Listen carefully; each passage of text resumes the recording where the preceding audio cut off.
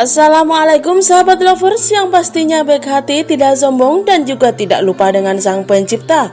Bagaimana kabar kalian hari ini? Semoga sehat selalu dan dilimpahkan rezekinya. Amin ya robbal alamin. Sebelumnya admin ucapkan terima kasih kepada sahabat lovers karena telah mengikuti perkembangan Subang melalui channel kami.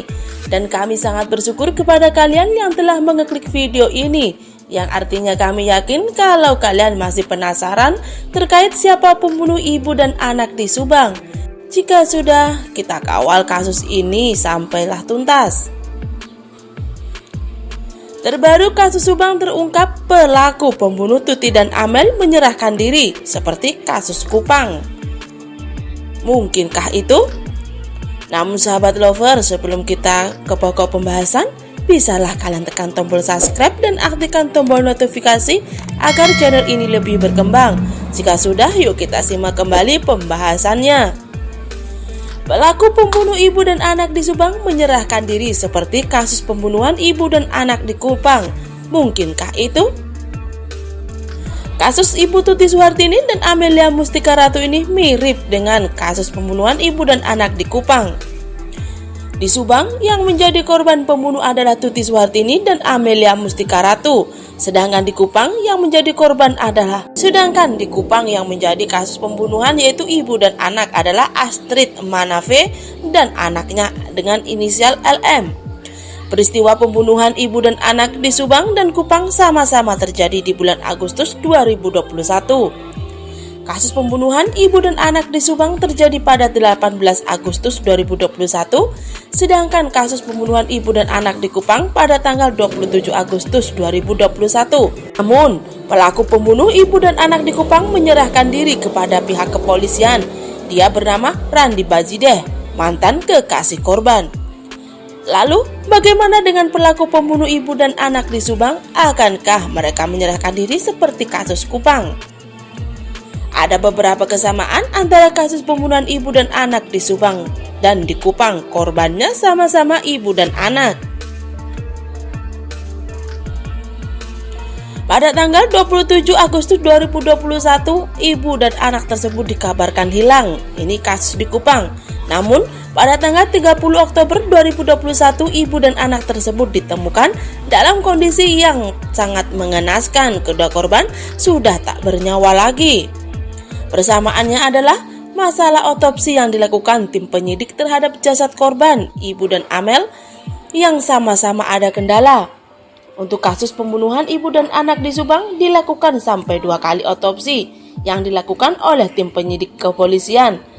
Sedangkan kasus pembunuhan ibu dan anak di Kupang otopsi dilakukan setelah 2 bulan menghilang.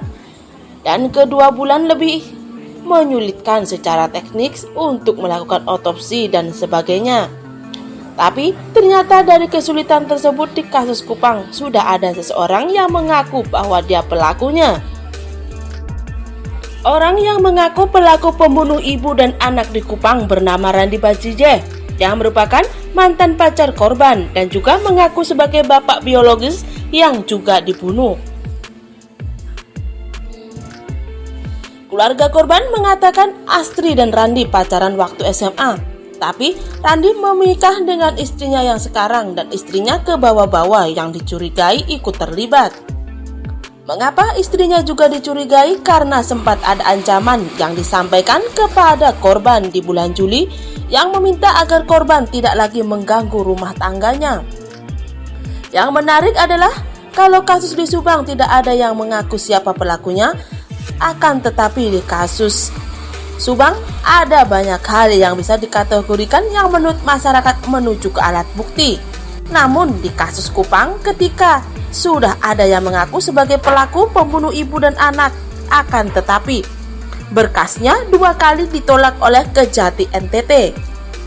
Kejati NTT menolak 2 kali berkas-berkas pembunuhan ibu dan anak di Kupang. Artinya alat bukti kurang kuat. Di kasus pembunuhan ibu dan anak di Kupang, alat bukti yang dipakai keterangan dari tersangka atau terdakwanya.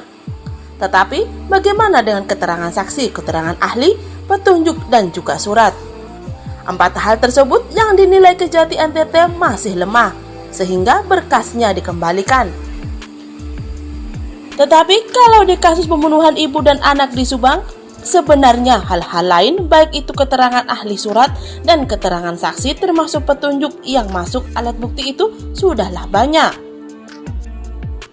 Tapi mengapa Polda Jabar tidak menyerahkan berkasnya ke Kejati untuk dicek? Apakah mereka tidak percaya diri? Ataukah ada dugaan kalau kasus ini terungkap ada nama orang-orang penting yang terbawa? Kasus pembunuhan ibu dan anak di Subang ini memiliki persamaan dengan Kupang, yakni penuh misteri dan belum sampai ke tahap persidangan. Untuk kasus pembunuhan ibu dan anak di Kupang, penanganan lebih cepat.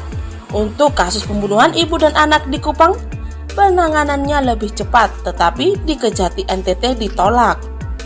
Tapi kasus di Subang, kalau seandainya Polda Jabar menyerahkan berkas kasus ini ke Kejati, sangat yakin berkasnya kemungkinan akan diterima.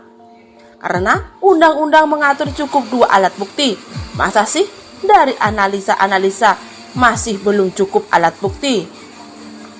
Kami berharap penyidik di kepolisian bisa menjadi teladan bagi masyarakat Indonesia. Kalaupun ada oknum-oknum di kepolisian seperti dugaan banyak netizen mengarah ke arah sana, mudah-mudahan keadilan di Indonesia masih bisa ditegakkan. Dan jangan sampai mengorbankan nama baik kepolisian hanya demi 10, 20, 30, 50 atau bahkan ratusan orang yang terlibat dalam kasus ini, tapi mengorbankan nama baik kepolisian. Jika kita tidak percaya dengan kepolisian, hati-hati saja, hukum rimba bisa kembali lagi terjadi di Indonesia. Dan tentunya kita semua tidak mau melihat itu semua. Tutur Anjas dalam kanal YouTube-nya. Nah sahabat lovers, bagaimana tanggapan kalian? Cantum di kolom komentar. Dan terima kasih sudah menyimak video ini sampai habis. Sampai jumpa di video pembahasan Subang selanjutnya.